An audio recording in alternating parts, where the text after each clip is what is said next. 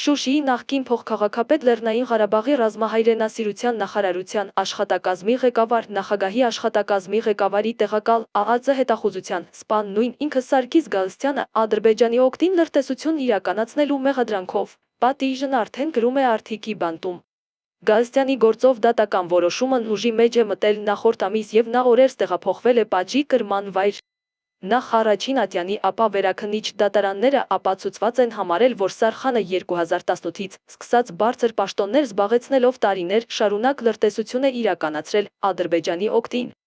Դատական գործի նյութերի համաձայն Գալստյանը 2020 թվականի նոյեմբերին կապ է հաստատել օտարերկրյա պետության հատուկ հետախուզության ծառայության աշխատակցի հետ, ումից էլ ստացել է լրտեսություն կատարելու հանձնարարություն։ Գալստյանը տվել է իր համաձայնությունը։